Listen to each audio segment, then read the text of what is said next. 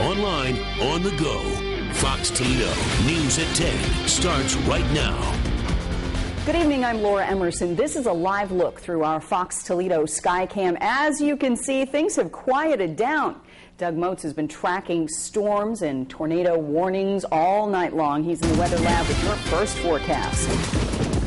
Well, thank you very much, Laura. You know, the storms really started to pick up this evening. We received our first thunderstorm warning at a little before 6:30, and then our first tornado warning came in right around 7 o'clock. There is still an active warning that is in effect for our area right now. That for Seneca and Wyandotte counties, that remains in effect until 10:30 tonight.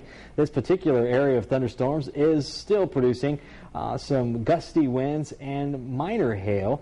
It also has the potential of some relatively strong downpours as it moves through the area. We've also noticed our temperatures are starting to cool off a little bit, and right now we're at 55 degrees in Toledo, 52 in in Monroe. Still a little bit more so on the mild side to the south, but that's going to be the story now. A big cool down on the way as we move into your Saturday forecast, when we'll have a tough time seeing those temperatures break out of the lower 50s. We might also see a little bit of light rain to start your Saturday. We'll talk more about that coming up in your full forecast.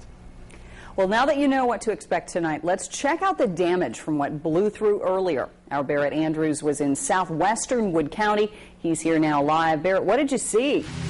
Laura, the damage was so widespread between pieces of trees, houses, and barns knocked over. I kept running into people alongside the road just telling me about damage here or there, and while many of them were calm, knowing their families were safe, one woman I talked to just could not stop crying. Pieces of fence stick straight up out of the ground here at the corner of Mermill and Liberty High. Other debris is mixed in, all as an electrical pole burns just a few feet away.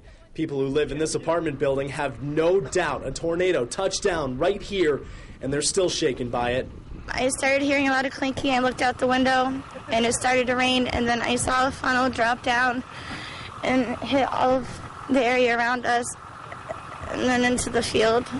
She says she'll be able to sleep tonight, but her young son is worried that there will be another tornado, a tough thing for a parent to go through. And there's no doubt in your mind this is a tornado? No doubt. I've lived in this area for a long time on the other end, and I've seen them, just the dust clouds that come down and go up. It was definitely a tornado.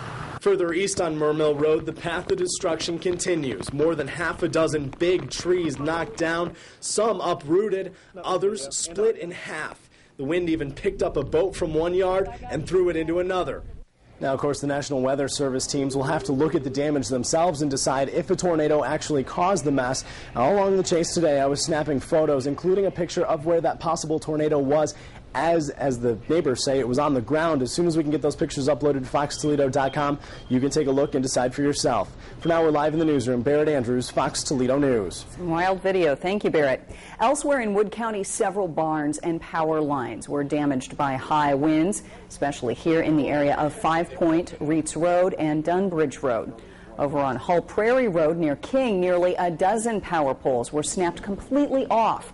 Several roads are closed while repairs are being made, and the sheriff says to be careful if you have to go out. Pay attention to blocked roads. We have barricades up, or firefighters out, or deputies, law enforcement at different areas where the roads are closed. So the important thing is to really pay attention. If there's a road closed sign, don't go down the road. There's a barricade, don't go down.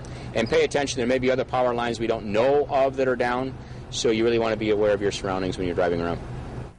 In addition to this damage, Wood County Sheriff says a tree that was blown over caused a gas leak, and lightning is believed to have sparked a fire in Perrysburg Township. The good news is no injuries have been reported.